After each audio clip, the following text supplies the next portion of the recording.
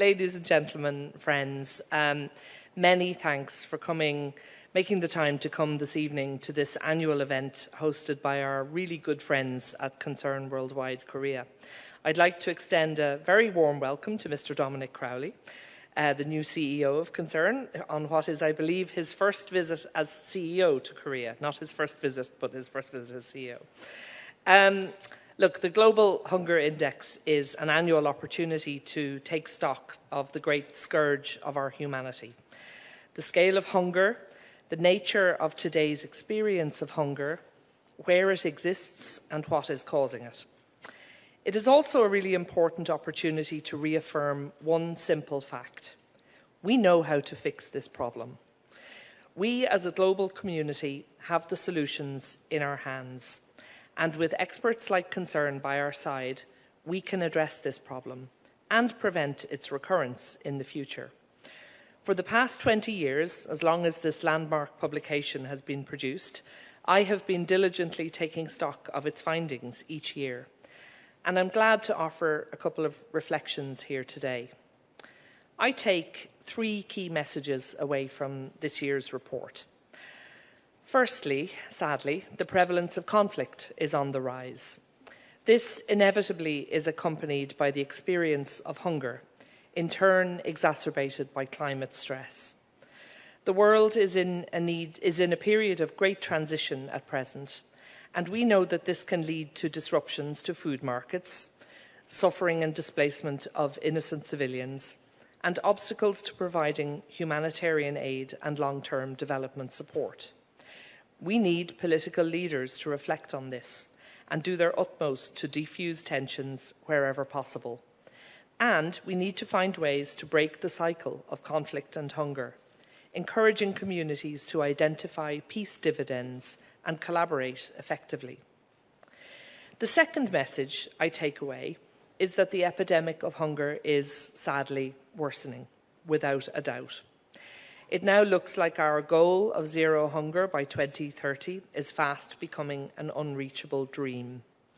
Looking at the statistics in this report, it is shocking that in 22 countries in the world, the prevalence of stunting, wasting, undernourishment, child mortality, or some combination of them all is classed as very high.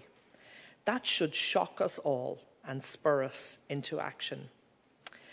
Lastly, this report highlights the growing number of hunger data black spots.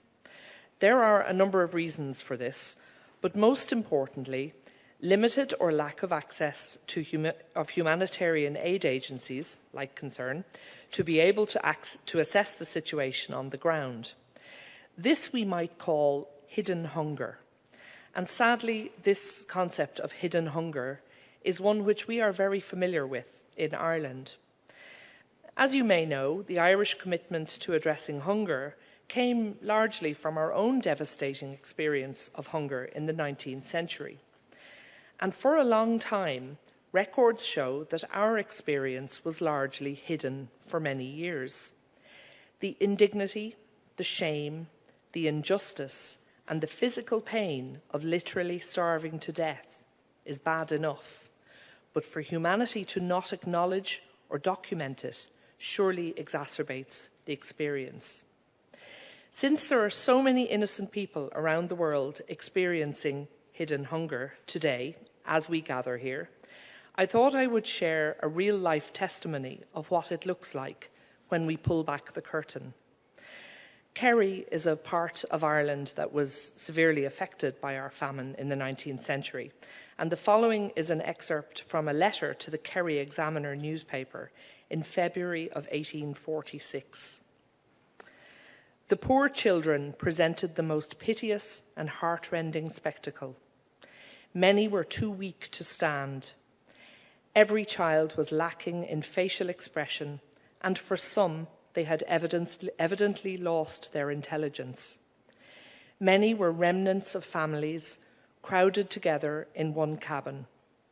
Orphaned children taken in by destitute relatives and even strangers, for these people are kind to each other until death. In one cabin was a sister, just dying. lying by the side of her little brother, just dead.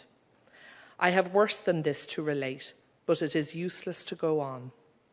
They rarely complained.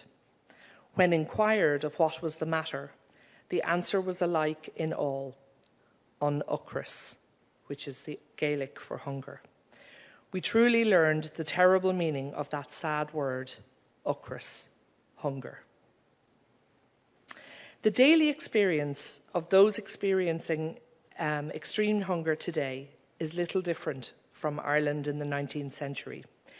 In Sudan, in Gaza, in Yemen, in Niger, elsewhere. Friends, as you listen to the discussion this evening and consider what can be done, please also take a moment to reflect on the scale of human suffering and indignity hidden behind the statistics in this report. And please also consider the suffering of those whose trauma is going unreported, undocumented, ignored in a world of hyperconnectivity. I hope that provides you with some motivation to get involved with concerns work and to advocate today for the elimination of this stain upon our humanity. I look forward to a rich discussion and kamsahamnida for coming along tonight.